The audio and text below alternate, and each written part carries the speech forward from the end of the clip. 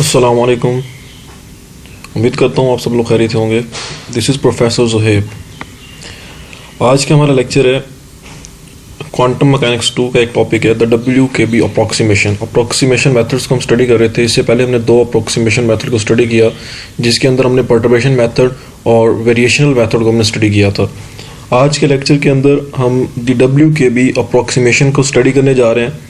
WKB approximation. तो lecture को start करते हैं। First of all, what is WKB? WKB stands for, the WKB stands for W for Wenzel, K Kramers and B Brillion. Wenzel, Kramers, Brillion is the WKB approximation. WKB method is a technique for obtaining approximation solution to the time independent Schrödinger equation in one dimensional. WKB एक ऐसा method है, एक ऐसी technique है जिसके ज़रिए हम approximation solution obtain करते हैं। किस चीज़ का? Time independent Schrödinger equation in one dimensional. जो one dimensional time independent Schrödinger equation होती है, हम उसका अप्रॉक्सीमेशन सोल्यूशन ऑब्टेन करते हैं with the help of WKB approximation. It is particularly useful in calculating bound state energies and tunneling rates through potential barriers. और ये जो WKB मेथड है, ये पार्टिकुलरली यूजफुल है किसके लिए? कैलकुलेट करने के लिए बाउंड स्टेट एनर्जीज। अगर हमें बाउंड स्टेट एनर्जीज कैलकुलेट करनी है तो WKB अप्रॉक्सीमेशन एक पार्टिकुलरली यूजफुल है। और अगर हमें टनलिंग रेट्स फाइंड करने हैं थ्रू द पोटेंशियल बैरियर्स, उसके लिए भी हम WKB मेथड, WKB अप्रॉक्सीमेशन जो है यूज़ कर सकते हैं, जो कि इसके लिए एक यूजफुल मेथड है। For example, a particle is a move in x direction and the potential is a constant. उसका पोटेंशियल जो है वो कांस्टेंट है, तो हम उसको पोटेंशियल जो होगा वो इस तरह लिखेंगे, एक स्ट्रेट लाइन से शो करेंगे। अगर हम इसी के अगर हम जो है अगर हम जब इसको जब हम शो करेंगे एक वेव फंक्शन के साथ, हम उसकी जो वेव फंक्शन के साथ लिखे तो उसको एक वेव टाइप लिखेंगे, ठीक है, और उसको हम साई एक्स के साथ डिनोट करेंगे।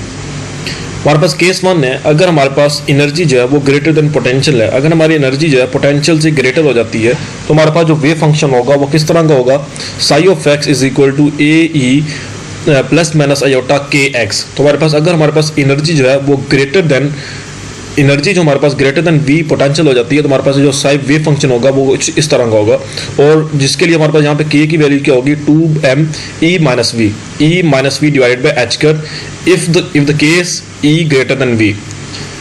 अब अगर हमारे पास वेव जो है वो ट्रैवल कर रही है to the right, it's mean the wave is a positive. When the particle is travelling to the left, अगर पार्टिकल हमारे पास लेफ्ट डायरेक्शन के अंदर जो है वो ट्रैवल कर रहा है, it's mean this is negative. और लैम्डा हमारे पास यहाँ पे क्या होगा? 2 की, जो कि जब पार्टिकल मूव कर रहा होगा एक एक्स डायरेक्शन के अंदर। अगर हम एग्जांपल हमने ये ली है कि पार्टिकल हमारा एक्स डायरेक्शन के अंदर मूव कर रहा है, तो उसके लिए हमारे पास जो लैम्डा की वैल्यू होगी वो 2π/k होगी। सेकंड केस हमारे पास ये है कि V इज नॉट कांस्टेंट। अगर V जो है वो कांस्टेंट नहीं है, वो चेंज हो रहा है, यानी कि हमारे पास ये देखिए यहाँ से ये हमारे पास जो एक एग्जांपल लिया वेव फंक्शन की, जिसके अंदर हमारे पास क्या है, पहले यहाँ से लेके यहाँ तक जो हमारे पास जो है वो वेरी कर रहा है, ठीक है, यहाँ से लेके यहाँ तक हमारे पास क्या कर रहा है? वेरी कर रहा था V। ये हमारे पास कोई एक छोटा सा पार्ट होगा जहाँ पे एक स्ट्रेट लाइन हमें मिल रही होगी, जहाँ पे V जो होगा वो कांस्टेंट होगा और यहाँ पे फिर वेरी कर रहा है, तो यानी कि V हमारे पास यहाँ पे क्या कांस्टेंट नहीं है। सेकंड केस हमारे पास ये है।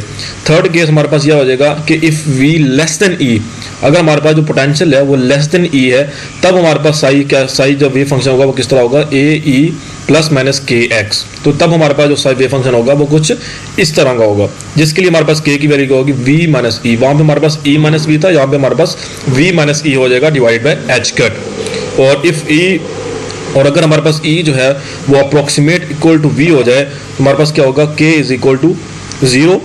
K हमारे पास क्या हो जाएगा? 0 हो जाएगा। देन लैम्डा, क्योंकि E हमारे पास अप्रोक्सीमेट V हो जाएगा, तो जब ये 0 हो जाएगा तो सारे टर्म क्या हो जाएगी? 0 हो जाएगी। और जब हमारे पास K इज इक्वल टू 0 हो जाएगा, तो जब हम K इज इक्वल टू 0 को हम यहाँ पे पुट करें तो हमारे पास lambda is equal to infinity हो जाएगा।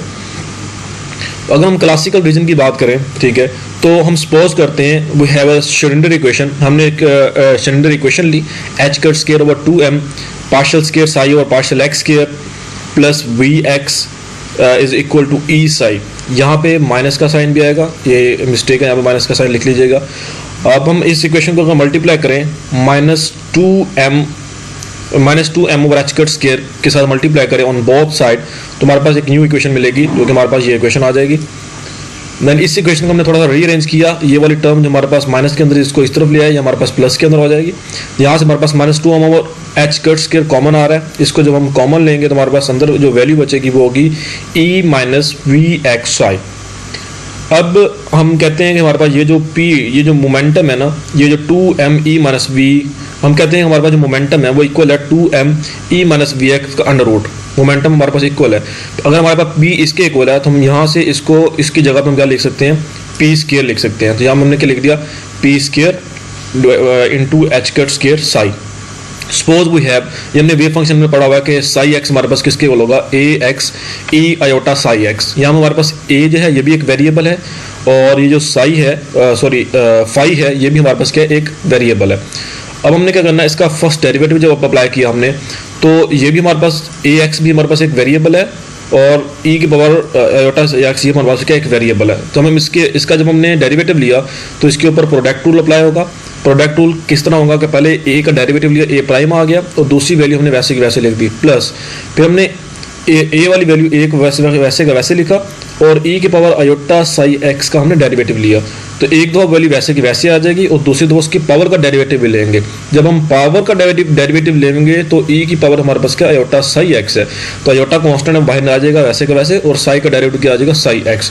तो यहाँ से हमने ई की पावर आयोटा फाइव हमने कॉमन ले लिया, और अंदर हमारे पास ये वाली बच जाएगी। इसी इक्वेशन का हमने सेकंड टाइम डेरिवेटिव लेना है, तो हमें जो एक फाइनल इक्वेशन मिलेगी वो एक इस फॉर्म के अंदर हमें एक फाइनल इक्वेशन मिलेगी, जिसके अंदर ई की पावर आयोटा फाइव जो हमारे पास कॉमन आ रहा होगा। अब हम इसी इक्वेशन को आगे लेके चलेंगे, ठीक है। इसी इक्वेशन को हम आगे लेके चलते हैं, तो हमारे पास यहाँ पे D square Sai over D x square है, ठीक है। यहाँ पे हमने डी स्क्वायर ये हमने पढ़ा है, हमारे पास किसके इक्वल है, minus P square over H cut square है। तो हमने इसकी जगह पे हमने अप्लाई कर दिया minus P square over H cut square, ठीक है। और यहाँ पे हमारे पास क्या वैल्यू क्या है, ए है। अब ये ए हमारे पास यहाँ से यहाँ हमारे पास क्या आ रहा है, ए आ रहा है। अब यहाँ पे ए किस फॉर्म के अंदर आएगा, देखिए यहाँ हमारे पास क्या था, ई आयोटा, यहाँ पे हमारे पास बेसिकली यहाँ पे क्या था, साई था, माइनस पी स्क्वायर और एच कट स्क्वायर, यहाँ पे हमारे पास क्या था, साई था। तो यहाँ पे हमने साई की वैल्यू पुट कर देनी है। साई की वैल्यू हमारे पास क्या है, A into E iota psi, E iota phi. जब हम यहाँ पे साई की जगह पे ये पुट करेंगे, तो यहाँ पे जो इस साइड वाला जो ई की पावर आयोटा फाई होगा वो इसके साथ कैंसिल हो जाएगा, इस वाले टर्म के साथ। हमारे पास सिंपल यहाँ पे हमारे पास क्या बचेगा, ए बचेगा, ठीक है। अब हमारे पास यहाँ पे हमने यहाँ से कुछ रियल वैल्यूज इसके अंदर इस इक्वेशन के अंदर है, और कुछ इमेजिनरी वैल्यूज हैं इस इक्वेशन के अंदर। तो हमने क्या करना है, हमने ये हमारे पास क्या एक रियल वैल्यू थी, यहाँ पे हमारे पास रियल वैल्यूज भी हैं और इमेजिनरी वैल्यूज भी हैं। तो हमने यहाँ पे आयोटा वाली चूंकि वैल्यू नहीं थी, तो हमने इसको जीरो आयोटा हम लिख सकते हैं यहाँ पे। तो हमने यहाँ से क्या रियल वैल्यूज को, ऊपर वाली इक्वेशन से ना, ये इक्वेशन थी, इस इक्वेशन से हमने रियल वैल्यूज को अलग कर लिया। रियल वैल्यूज हमारे पास क्या थी, यहाँ पे ए डबल प्राइम थी, और माइनस ए फाइव प्राइम का स्केयर था, और इस तरफ हमारे पास ये वाली वैल्यू जो है वो रियल वैल्यू थी। तो हमने रियल वैल्यूज का अलग कर लिया। यहाँ से हमने ए डबल प्राइम, इस वैल्यू को हमने रीअरेंज किया, ये वैल्यू तरह के प्लस की हो जाएगी। यहाँ से हमने ए कॉमन ले लिया, फाइव प्राइम का स्केयर माइनस पी स्केयर और एच कट स्केयर आ जाएगा, और ये हमारे पास ए डबल प्राइम की वैल्यू हमारे पास आ गई है। फिर हमने उसी इक्वेशन से इमेजिनरी वैल्यूज को लिया। इमेजिनरी वैल्यूज हमारे पास क्या थी, जो कि आयोटा वाली वैल्यूज होती हैं, 2a प्राइम 5 प्राइम प्लस ए 5 डबल प्राइम, और इस तरफ हमारे पास जीरो है। तो हमने यहाँ पे देखें, अब ये equation is equal to zero थी। अब इस इक्वेशन को हमने इस तरह लिख दिया, ए स्क्वायर 5 प्राइम का होल का प्राइम। ये हमने किस तरह लिखा, तो अगर आप देखें ऊपर वाली इक्वेशन जो है, ये ऊपर वाली इक्वेशन को अगर हम क्लोज करें, यानी ये जो इक्वेशन है, इस इक्वेशन को अगर हम प्रोडक्ट रूल लें तो हमें ये वाली इक्वेशन मिलेगी। इस इक्वेशन का अगर हम प्रोडक्ट रूल, इस इक्वेशन के ऊपर अगर हम प्रोडक्ट रूल अप्लाई करें तो हमें ये वाली इक्वेशन यहाँ पे मिलती है। तो यानी कि इस इक्वेशन को हम क्लोज करके इस फॉर्म के अंदर हम लिख सकते हैं, A square 5 prime into prime is equal to zero. इस इक्वेशन को हमने लिखा इज इक्वल टू जीरो, और जब हम इसका 5 प्राइम खत्म करेंगे तो ये हमारे पास is equal to C square आ जाएगा, ठीक है। तो जब भी किसी इक्वेशन का जब हम इसको प्राइम को खत्म करते हैं तो हमारे पास इक्वल के उस साइड पर हमें एक कांस्टेंट मिलता है, जो कि सी होता है। तो जो कि हमें सी स्केयर चाहिए, तो इसलिए हमने यहाँ पे क्या कर दिया, खुद से सी स्केयर लिख दिया कांस्टेंट। इफ जब हम 5 प्राइम जो है यहाँ पे आके नीचे डिवाइड हो जाएगा, A square is equal to C square of 5 prime आ जाएगा, A is equal to C divided by under root 5 prime आ जाएगा। तो ए की वैल्यू हमारे पास ये आ गई। और ऊपर हमने जो रियल वैल्यू की इक्वेशन निकाली थी ए डबल प्राइम की, उसी को हम आगे लेके चलते हैं, सॉल्व करते हैं। ए डबल प्राइम ये वाली जो इक्वेशन थी, यहाँ पे हमने जो फाइनल इक्वेशन का, इसी को आगे हम सॉल्व करेंगे। यहाँ पे जो ए है वो ए डबल प्राइम के नीचे आके डिवाइड हो जाएगा। यहाँ पे हमारे पास क्या बचेगा, 5 प्राइम का स्केयर माइनस पी स्केयर और एच का स्केयर। अब चूंकि एम्पलीट्यूड के अंदर कोई भी वेरिएशन नहीं हो रही, एम्पलीट्यूड हमारे पास कांस्टेंट होता है, एम्पलीट्यूड के अंदर कोई वेरिएशन नहीं हो रही, तो हमने उसको क्या ले लिया, हमने उसको ले लिया स्मॉल। ठीक है, हमने इसको जो स्मॉल है तो उसको हमने क्या कर दिया, हमने कहा वो क्या है, जीरो है, एम्पलीट्यूड को हमने जीरो कर दिया। 5 प्राइम का स्केयर माइनस पी स्केयर और एच का स्केयर आ गया। यहाँ से हमने 5 प्राइम की वैल्यू निकालनी है, तो 5 प्राइम की वैल्यू हम यहाँ से 5 प्राइम को अलग कर लेंगे। इसका ऊपर जब हम स्केयर अप्लाई करेंगे, अंडर रूट अप्लाई करेंगे, तो 5 प्राइम की वैल्यू हमारे पास आ जाएगी plus minus P over H cut. ठीक है, जिसको हम D 5 prime over D x भी लिख सकते हैं।